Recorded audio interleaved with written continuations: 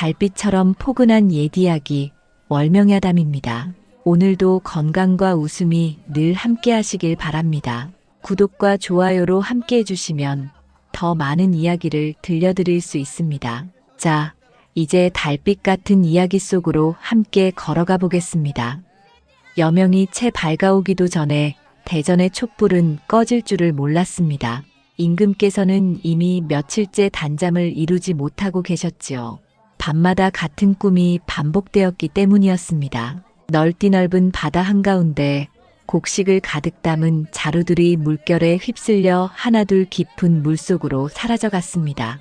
사방에는 앙상하게 마른 백성들이 손을 뻗으며 울부짖고 있었습니다. 파도 소리보다도 더 처절한 곡성이었고 그들의 눈빛은 원망과 슬픔으로 가득 차 있었습니다. 임금께서 손을 내밀어 구하려 하셨으나 닿기도 전에 모든 것이 물결 속에 삼켜지고 말았지요. 임금께서는 백성들을 향해 소리쳤으나 목소리는 허공에 흩어졌고 발을 옮기려 해도 몸은 꼼짝하지 않았습니다. 그저 무력하게 서서 바라볼 수밖에 없는 처지였지요. 깊은 잠에서 깨어난 임금께서는 식은땀이 흘러내린 이마를 닦으며 침전 안을 거닐었습니다.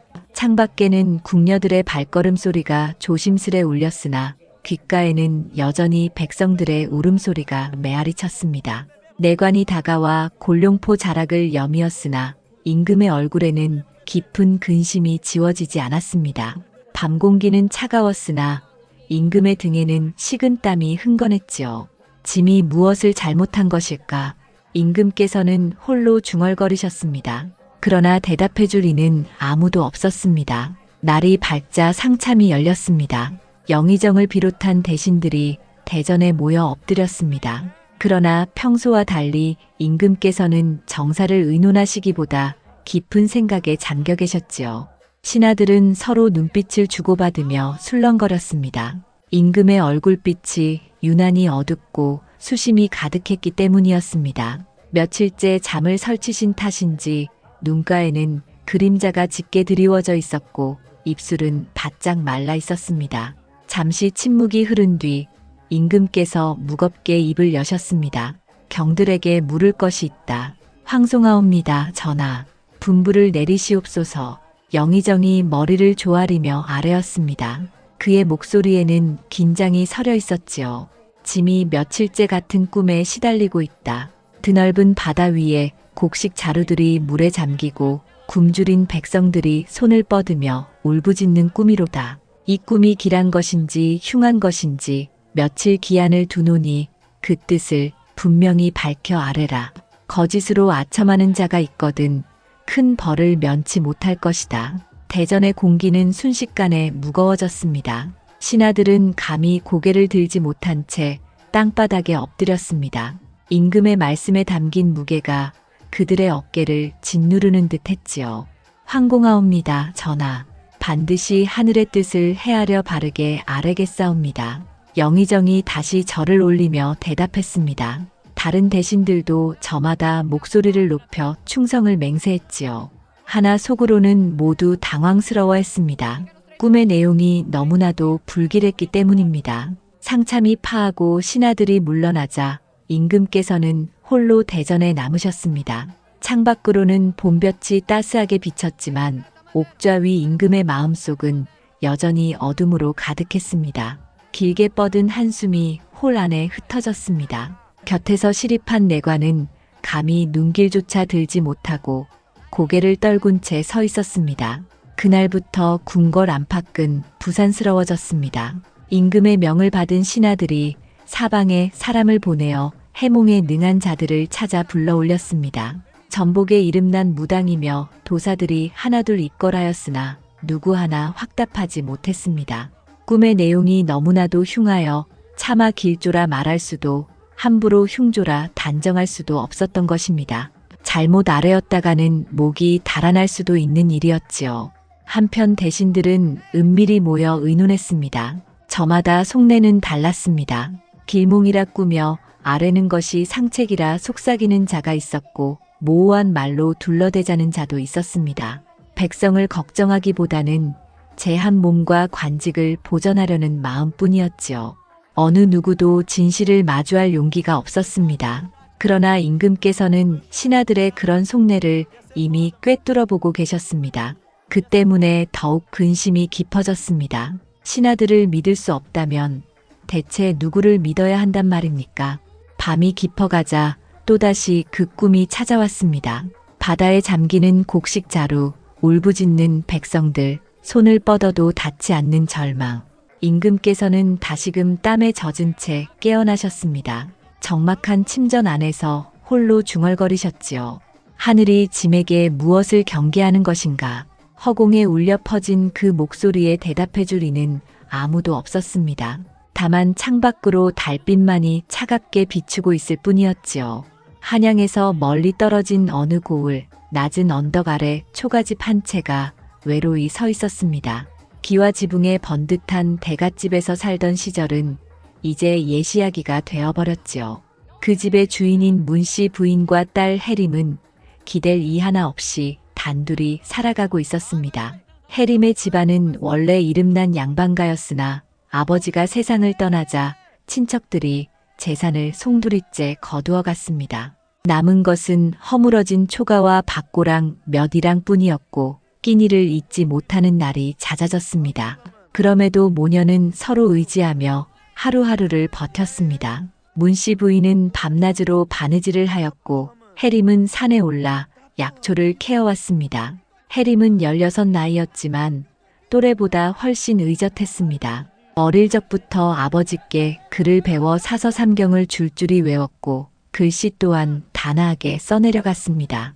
그러나 사람들을 더욱 놀라게 한 것은 남다른 꿈풀이의 재주였지요. 어려서부터 신령스러운 꿈을 자주 꾸었고 남의 꿈 이야기를 들으면 그 속에 담긴 뜻이 저절로 떠올랐습니다. 5일장이 서는 날이면 해림은 장터로 나갔습니다. 바느질한 옷 가지며 산에서 캐온 약초를 내다 팔아 근근히 살림을 이으려 한 것입니다. 그러던 어느 날 장터 한켠에서 이웃 안악의 꿈 이야기를 듣고 무심코 내뱉은 말이 사람들의 귀를 사로잡았습니다. 그 안악은 우물에서 맑은 물이 솟구쳐 오르는 꿈을 꾸었다 했습니다. 해림은 잠시 생각하다가 조용히 말했지요. 그 꿈은 대개 기쁜 소식이 들려올 징조입니다. 우물은 집안의 근본이요. 맑은 물이 솟는 것은 경사가 일어날 조짐이옵니다. 과연 며칠 뒤 그 안악의 아들이 과거에 급제했다는 전갈이 날아들었습니다. 장터 사람들은 모두 혀를 내둘렀습니다. 어린 아씨가 어찌 그리 정확히 맞추었는지 신기에 마지 않았지요. 그날 이후로 해림을 찾는 이들이 점점 늘어났습니다. 어떤 이는 농사일의 흉기를 물었고 어떤 이는 병의 징조를 물었으며 또 어떤 이는 장사의 운을 물었습니다. 해림은 차분히 이야기를 듣고 조리 있게 풀어주었는데 이상하리만치 그 말이 하나같이 들어맞았습니다. 저 아씨는 보통이 아니구먼. 이 어린 나이에 어찌 저리 신묘한 해안을 가졌을꼬. 장터 사람들은 감탄을 금치 못했습니다. 그러나 해림은 교만하지 않았습니다. 언제나 두 손을 모아 공손히 절을 하고 겸손한 말씨로 풀어주었습니다. 제가 어찌 하늘의 뜻을 다 알겠습니까? 다만 꿈에 담긴 이치를 살펴 말씀드릴 뿐이옵니다. 그 태도는 사람들의 마음을 더 깊이 사로잡았습니다. 문씨 부인은 딸이 남의 눈길을 끄는 것이 걱정되면서도 속으로는 대견한 마음을 감추지 못했지요. 어린 나이에 집안을 일으켜 세울 기둥이 되어가고 있었으니까요. 어느 날 저녁 장터에서 돌아오는 길이었습니다. 해는 뉘엿뉘엿 산 너머로 기울고 붉은 노을이 들판을 가득 물들이고 있었습니다. 그때 길가에 지팡이를 짚은 노인 하나가 서 있었습니다. 허름한 옷자락은 바람에 흩날리고 얼굴은 초라했으나 눈빛만은 기묘하게 빛나고 있었습니다. 마치 세상의 모든 이치를 꿰뚫어 보는 듯한 눈빛이었지요. 아씨, 잠깐 걸음을 멈추어 주겠소. 낯선 노인이 해림을 불렀습니다. 해림은 고개 숙여 예를 갖추었습니다. 예, 어르신. 무슨 말씀을 하시려는지요. 노인은 해림을 한참 바라보다 빙그레 웃으며 말했습니다. 하늘은 바른 혀를 빌려 뜻을 전하는 법이지. 아씨, 앞으로 조심해야 할 것이요. 바른 말이 언제나 환영받는 것은 아니니 말이오. 때로는 진실이 화를 부르기도 하는 법이지요. 해림은 노인의 말에 고개를 숙이며 답했습니다. 어르신 말씀 가슴 깊이 새기겠나이다. 그러나 고개를 들어보니 노인은 이미 자취를 감춘 뒤였습니다. 마치 안개처럼 스르르 흩어져 버린 듯 흔적조차 보이지 않았습니다. 그날 밤 초가 안에는 등잔불이 잔잔히 타올랐습니다. 문씨 부인은 곤히 잠들었고 해림은 홀로 책상 앞에 앉아 있었습니다. 낮에 만난 노인의 말을 곱씹으니 가슴이 묘하게 떨렸습니다. 바른 말이 언제나 환영받는 것은 아니다. 그 말씀이 무슨 뜻일까? 해림은 창가에 앉아 달빛이 비추는 마당을 바라보았습니다. 멀리서 귀뚜라미 소리가 고요히 들려왔습니다. 마음속에 알 수 없는 두려움과 동시에 알 수 없는 사명감이 피어올랐지요. 하늘이시여, 제게 주신 이 재주를 바르게 쓸 수 있도록 저를 이끌어 주소서. 그렇게 해림의 하루는 저물었습니다. 그러나 그녀는 아직 알지 못했습니다. 머지않아 자신의 바른 혀가 임금의 꿈을 풀고 나라의 운명을 바꾸는 인연의 시작이 될 줄은요. 그 무렵 나라 곳곳의 관아마다 백성들의 신음소리가 그치지 않았습니다. 흉년이 이어져 곡식이 귀해진 탓도 있었으나 무엇보다 탐과 놀이들의 탐욕이 백성들의 삶을 더 옥죄고 있었지요. 본디 고을의 환곡창에는 백성들을 위한 곡식이 가득 쌓여 있어야 했습니다. 흉년이 들면 꺼내어 나누어 주고 풍년이 들면 다시 거두어 드리는 것이 본뜻이었습니다. 그러나 관리들은 이를 제 배를 불리는 수단으로 삼았습니다. 백성들의 생명줄인 곡식을 제 욕심을 채우는 데 쓴 것이지요. 해림이 사는 고을의 수령 조인걸 또한 그런 자였습니다. 그는 한양의 권세가 집안 출신으로 연줄과 뇌물로 벼슬길에 올라 이 고을에 부임한 지 3년째였습니다. 부임 초에는 백성들을 위하는 듯 근사한 말만 늘어놓았으나 세월이 흐르자 탐욕스러운 본색이 드러났습니다. 처음에는 작은 것부터 빼돌리더니 이제는 대놓고 환곡창을 제 창고처럼 여기고 있었지요. 조인걸은 환곡창의 곡식을 몰래 빼돌려 사사로이 팔아넘겼습니다.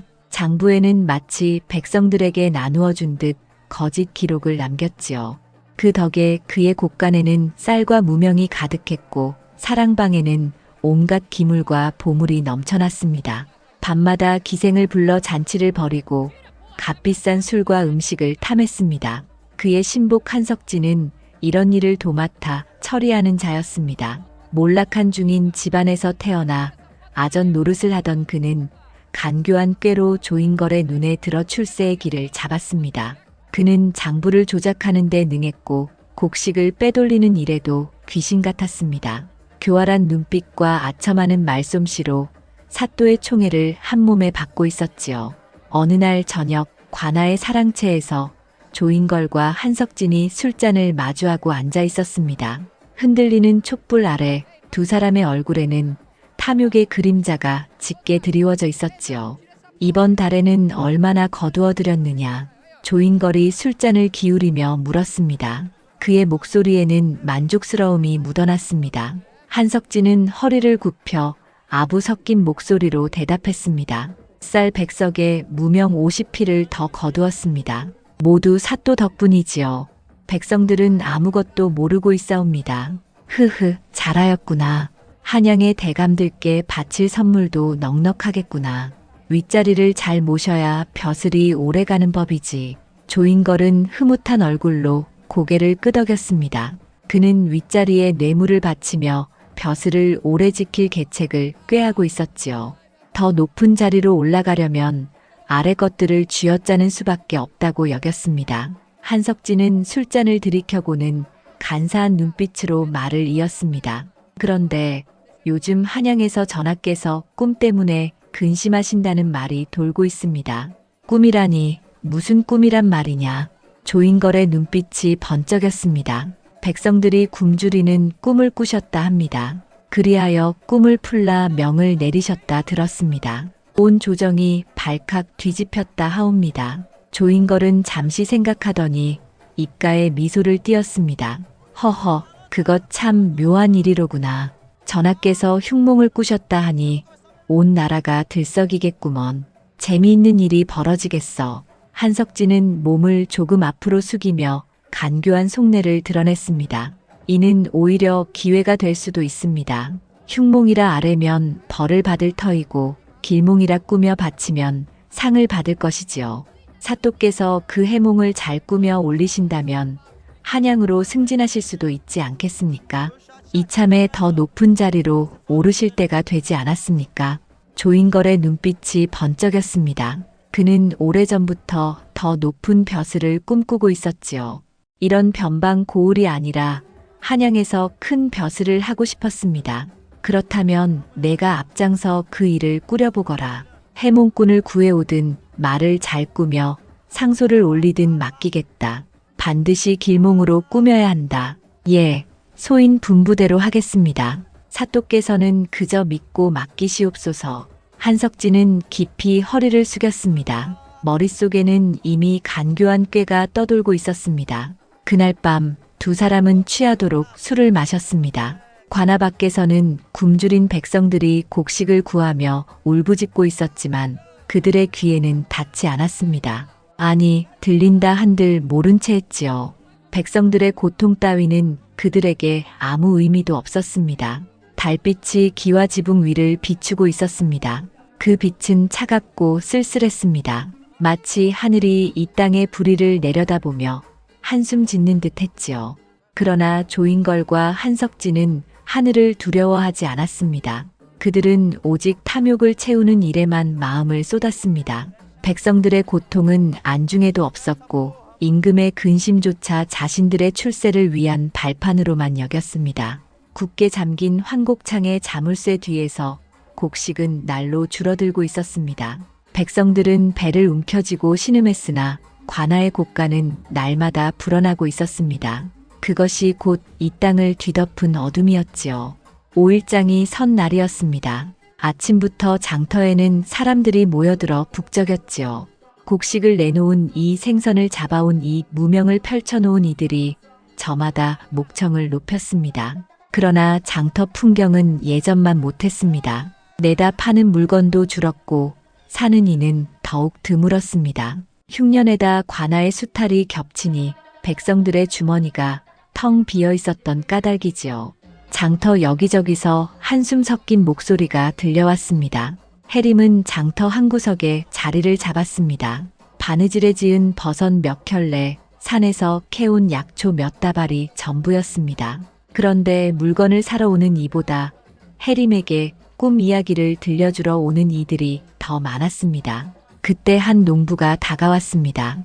햇볕에 그을린 얼굴은 검게 그을려 있었고 두 손에는 굳은 살이 가득했지만 눈빛은 순박했습니다.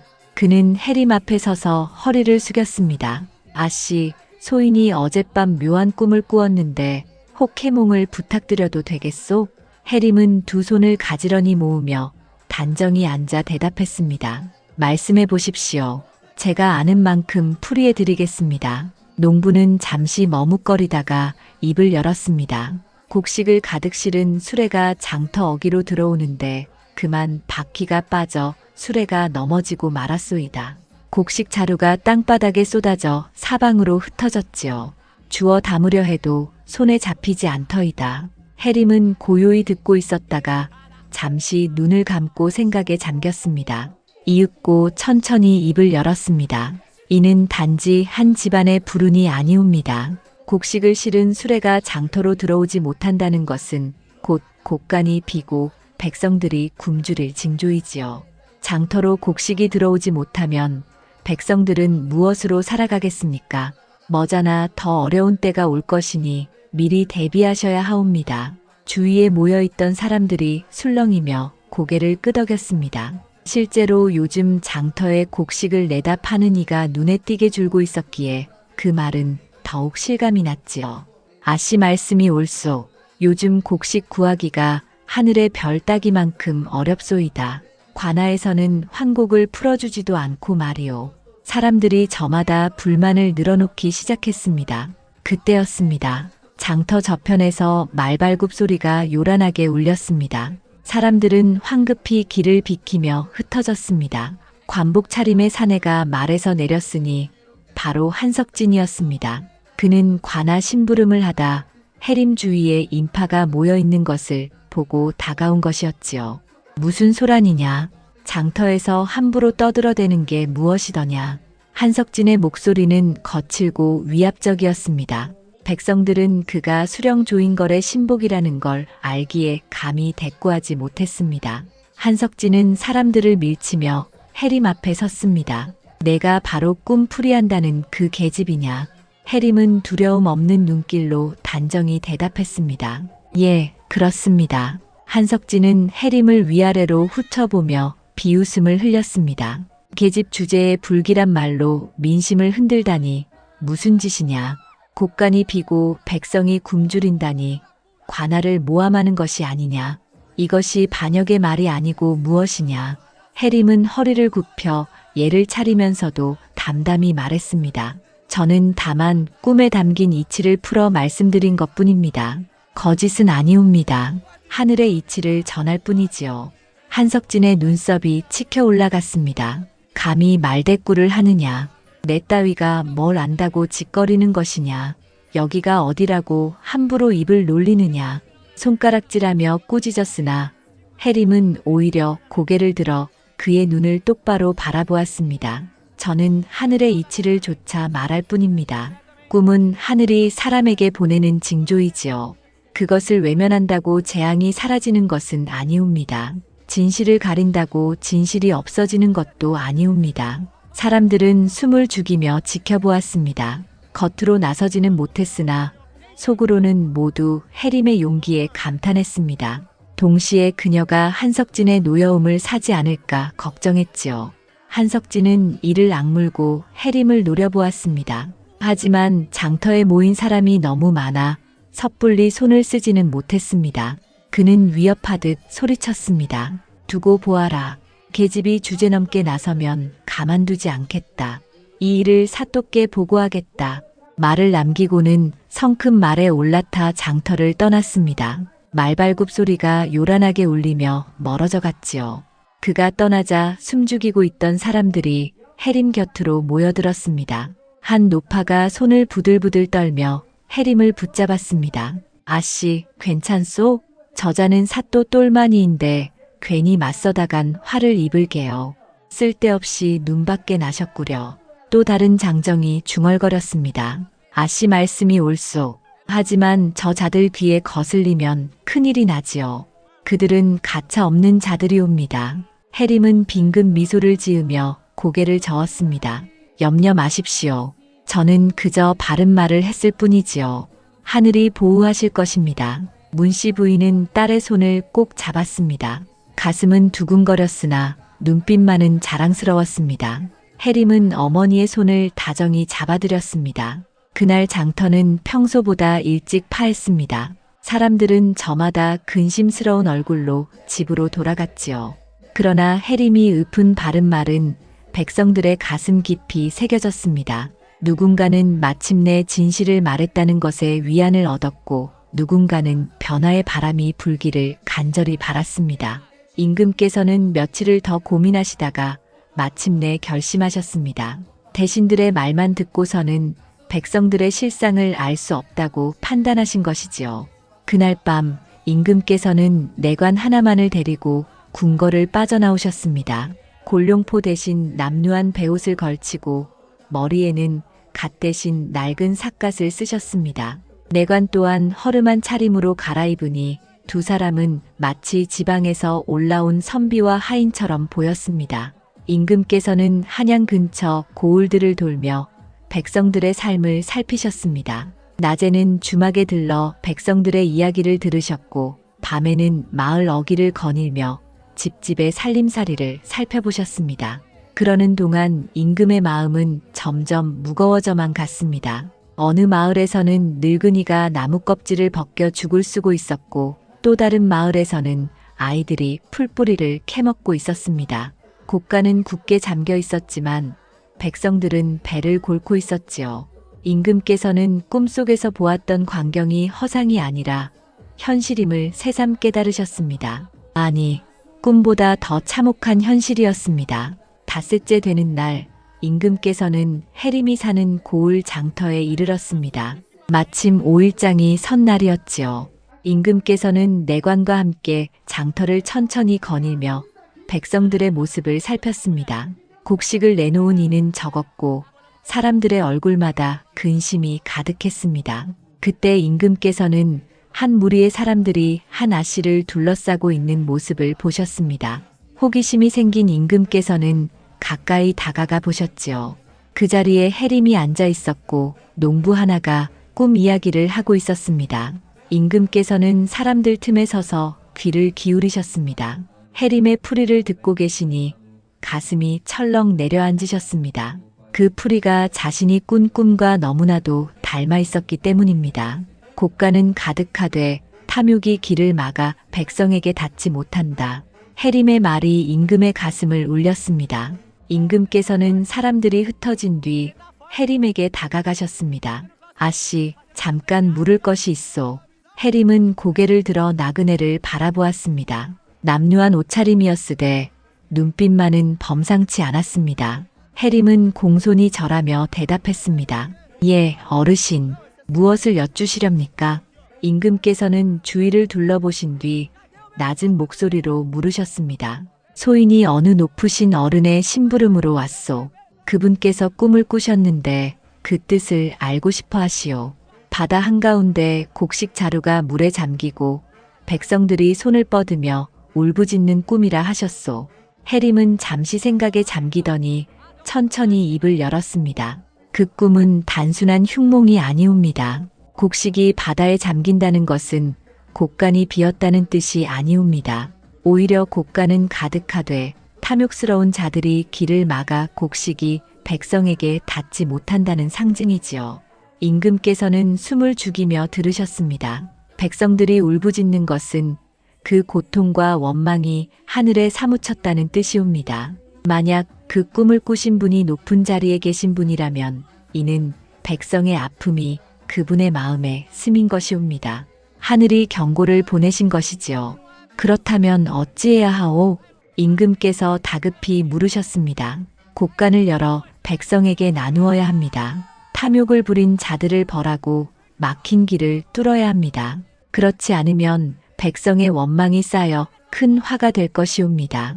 임금께서는 깊이 고개를 끄덕이셨습니다.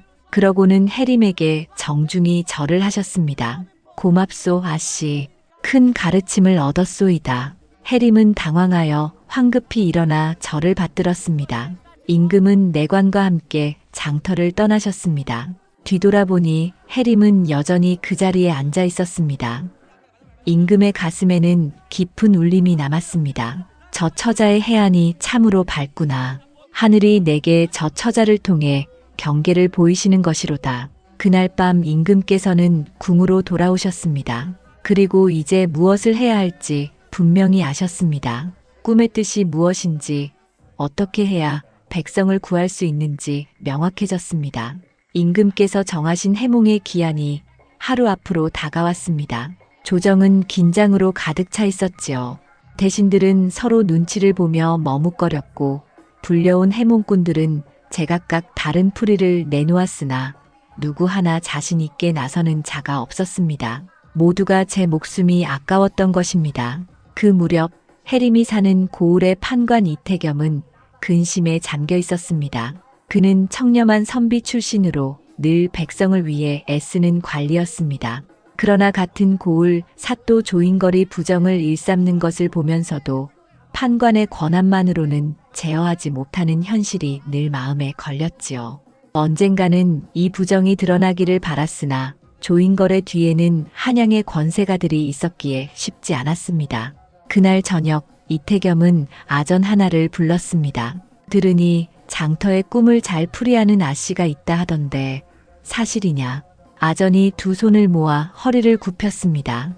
예, 이름은 해림이라 하옵니다. 풀이가 신통하여 백성들 사이에 소문이 자자하옵니다. 풀이가 하나같이 들어맞는다 하옵니다. 이태겸은 잠시 생각하다가 이내 분부했습니다. 그 아씨에게 가서 꿈 하나를 물어보아라. 다만 임금의 꿈이라 밝히지는 말고 높은 어른이 꾸신 꿈이라만 전하거라. 예, 분부 받들겠습니다. 이튿날 새벽 아전은 해림의 초가 앞에 이르러 문을 두드렸습니다. 안에서 문씨 부인이 나와 경계하는 눈빛으로 물었습니다. 누구시옵니까? 소인은 관아에서 나온 사람입니다. 댁의 따님께 여쭙고 싶은 일이 있어 왔습니다. 문씨 부인은 놀란 듯 안으로 들어가 딸을 불렀습니다. 해림이 마루로 나오자 아전은 공손히 절하며 말했습니다. 아씨, 한 높으신 어른께서 꾸신 꿈이 있는데 그 뜻을 알고 싶어 하십니다. 바다 한가운데 곡식 자루가 물에 잠기고 백성들이 손을 뻗으며 울부짖는 꿈이라 하옵니다. 해림은 순간 가슴이 철렁했습니다. 며칠 전 장터에서 나그네 차림의 사내가 물었던 꿈과 똑같았기 때문이지요. 그러나 이미 그 뜻을 꿰뚫고 있었습니다. 그 꿈은 전에 풀이한 적이 있었습니다. 해림이 차분히 대답했습니다. 아전은 고개를 끄덕이며 간곡히 청했습니다. 그렇다면 풀이하신 바를 자세히 들려주시면 제가 한마디도 빠뜨리지 않고 옮기겠습니다. 해림은 곧 고개를 끄덕이고 조용히 말을 이었습니다. 바다에 잠긴 곡식은 곧 곡간이 비었다는 뜻이 아니옵니다. 곡간은 가득하되 탐욕스러운 자들이 길을 막아 백성에게 닿지 못한다는 상징이지요. 백성들이 울부짖는 것은 그 고통과 원망이 하늘에 사무쳤다는 뜻입니다. 만약 그 꿈을 꾸신 분이 높은 자리에 계신 분이라면 이는 백성의 아픔이 그 마음에 스민 것이옵니다. 해림은 이어서 말했습니다. 그러므로 곡간을 열어 백성에게 나누어야 합니다. 탐욕으로 곡식을 빼돌린 자들을 밝혀 벌하지 않는다면 원망은 쌓이고 쌓여 큰 화가 될 것입니다. 이것이 그 꿈이 전하는 경고이지요. 아전은 그 말을 빠짐없이 마음에 새겼습니다. 그리고 정중히 인사를 드린 뒤 서둘러 관아로 돌아갔습니다. 이태겸은 아전의 보고를 듣고 크게 놀랐습니다. 해림의 풀이는 명쾌했고 무엇보다도 진실을 꿰뚫고 있었습니다. 그는 즉시 붓을 들고 상소를 쓰기 시작했습니다. 등잔불 아래서 한자 한자 정성껏 써 내려갔습니다. 신이 이 고을에 해안이 밝은 처자가 있다는 말을 듣고 전하의 꿈을 전하여 풀이를 구하였사옵니다. 그 처자의 말에 따르면 전하의 꿈은 백성의 고통이 전하의 마음에 스민 것이라 하옵니다. 곡간은 가득하되 탐욕이 길을 막아 백성에게 닿지 못하니 이를 바로잡지 않으면 큰 화가 따를 것이라 하옵니다. 해림의 말을 한 글자도 빠뜨리지 않고 옮긴 그는 마지막에 덧붙였습니다. 신이 보건대 이 풀이야말로 하늘의 뜻을 가장 올바로 헤아린 것이옵니다. 바라건대 전하께서는 이 말씀을 깊이 새겨 백성을 구하소서. 글을 다 쓴 이태겸은 길게 숨을 내쉬었습니다. 임금께서 이를 어떻게 받아들이실지 알 수는 없었으나 자신이 할 수 있는 일을 다 했다는 생각에 마음이 한결 가벼워졌지요. 그 무렵 임금께서도 깊은 생각에 잠겨 계셨습니다. 장터에서 들었던 젊은 아씨의 풀이가 귓가에 맴돌았지요. 곡간은 가득하되 탐욕이 길을 막아 곡식이 백성에게 닿지 못한다. 임금께서는 무겁게 고개를 끄덕이셨습니다. 과연 저 풀이가 진실이라면 머자나 관리들이 어떻게 아뢰는지에서 드러나겠구나. 거짓으로 아첨하는 자와 참으로 백성을 헤아리는 자를 이번 기회에 가려내야 하리라. 임금의 눈빛에는 결심이 어려 있었습니다. 하늘이 내게 경고를 내린 뜻을 외면하지 않으리라. 거짓을 꾸미는 자는 모조리 드러나게 될 것이다. 한편 그 무렵 해림은 깊은 잠에 들어 기이한 꿈을 꾸었습니다. 하늘에서 찬란한 빛이 내려와 온몸을 감싸는 꿈이었지요. 깨어난 해림의 가슴은 두근거렸습니다. 무엇인가 큰일이 다가오고 있다는 예감이 엄습했습니다. 그러나 그것이 무엇인지는 아직 알 수 없었습니다. 드디어 정해진 날이 밝았습니다.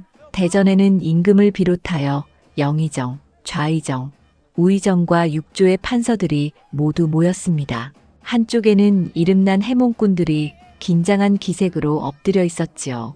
임금께서 옥좌에 오르시자 대전 안은 숨소리조차 가라앉았습니다. 임금께서는 낮지만 힘있는 목소리로 말씀하셨습니다. 짐이 꾼 꿈의 풀이를 듣고자 하노라. 먼저 나설 자는 아래도록 하라.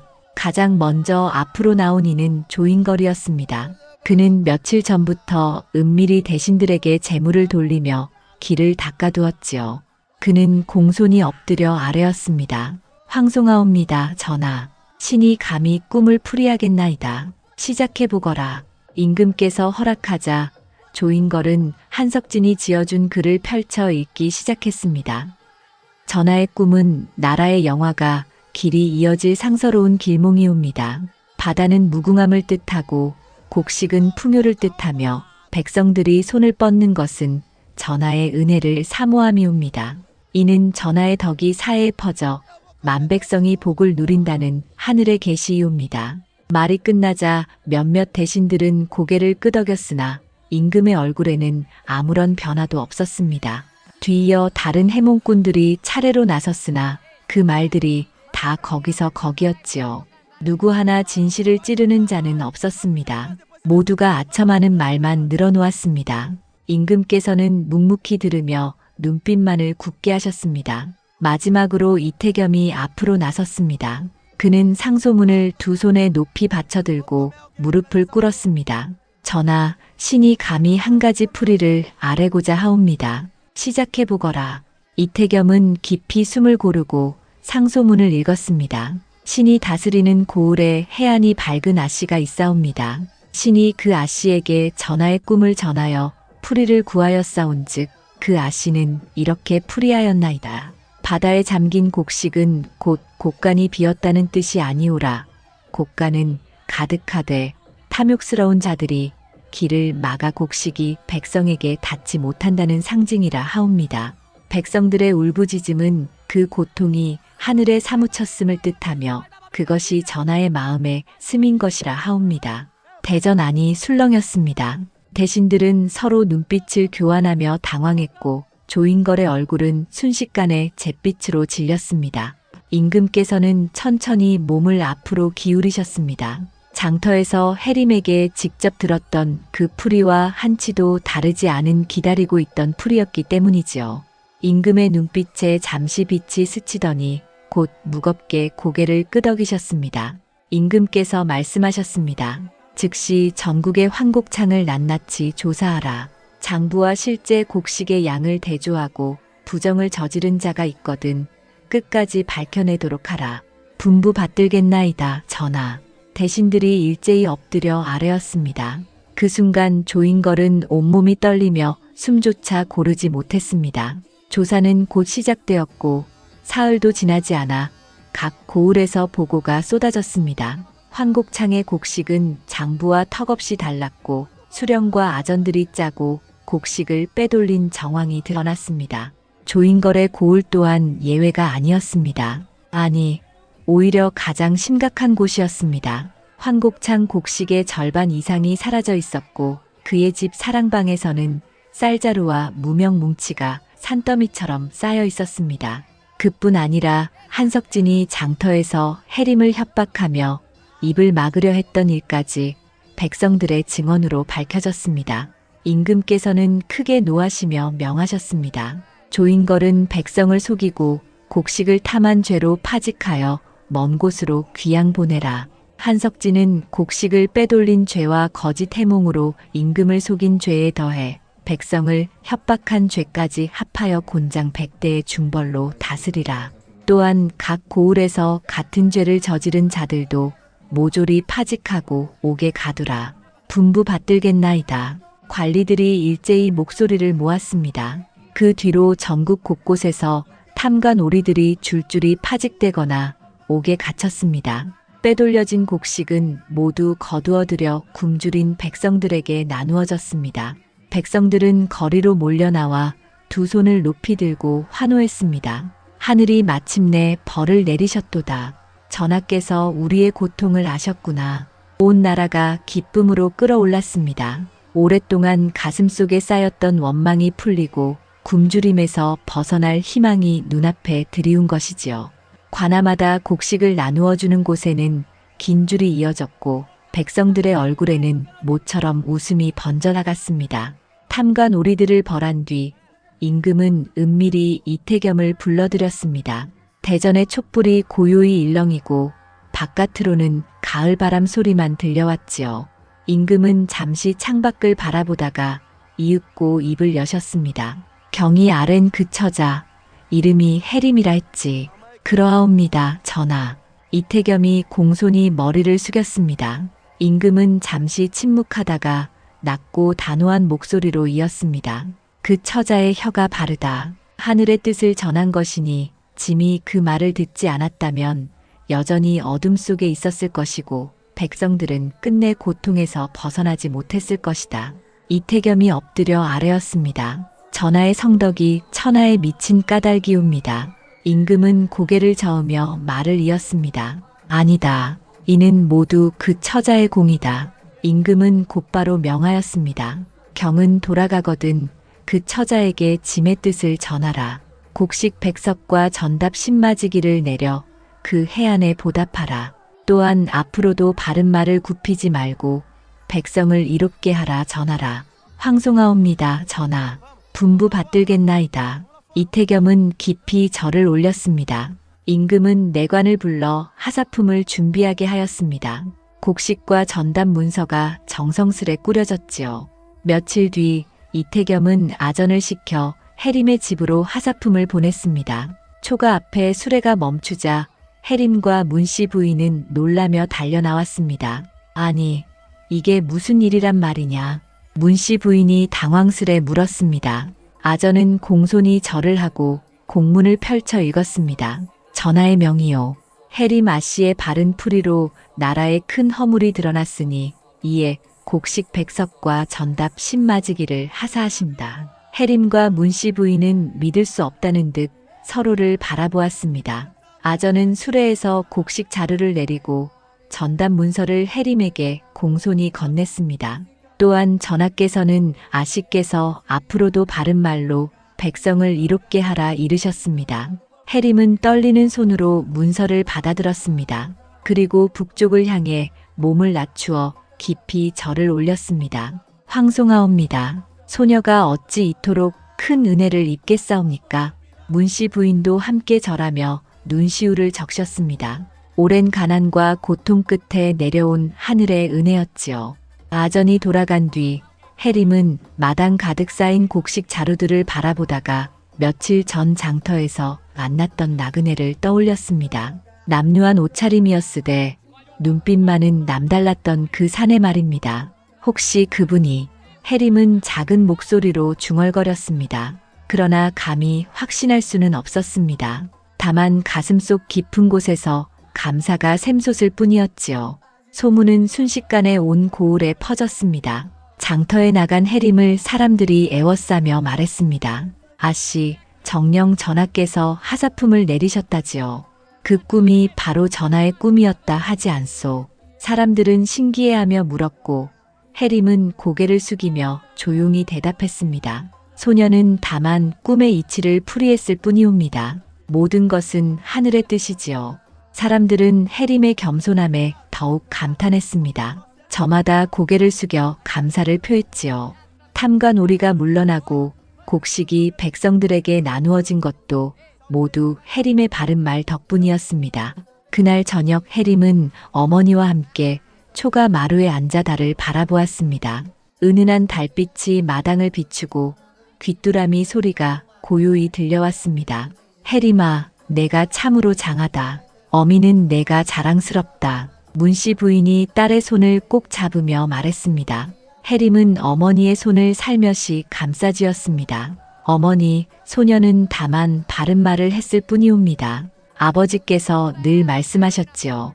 옳은 것은 옳다 하고 그른 것은 그르다 해야 한다고. 문씨 부인의 눈가에 눈물이 맺혔습니다. 그래, 내 아버지가 살아계셨다면 얼마나 기뻐하셨을까. 두 모녀는 한참 동안 말없이 달빛을 바라보았습니다. 오랜 고통의 세월이 지나고 이제 새로운 희망이 다가온 듯 했지요. 곡식도 생겼고 전답도 생겼으니 당장 끼니를 걱정하지 않아도 될 터였습니다. 그러나 해림의 마음은 달랐습니다. 이 은혜는 제 살림만 풍요롭게 쓰라는 것이 아니요. 더 더 많은 이들을 이롭게 하고 바른 혀를 잃지 말라는 뜻임을 알았던 것이지요. 해림은 마음속으로 깊이 다짐했습니다. 앞으로도 바른 말로 세상을 밝히리라. 밤하늘의 별들이 반짝였습니다. 마치 하늘이 해림의 다짐을 지켜보며 미소 짓는 듯 했습니다. 탐욕과 아첨은 끝내 무너지고 정직한 말과 선한 마음은 반드시 보상받는다는 것을 이 이야기는 전하고 있었습니다. 해림의 이름은 오랫동안 백성들의 입에 오르내렸습니다. 바른 해안을 가진 아씨, 임금의 꿈을 풀어 백성을 구한 처자라 일컬어졌지요. 그리고 그 이야기는 대대로 전해져 내려와 오늘날까지 큰 가르침을 주고 있습니다.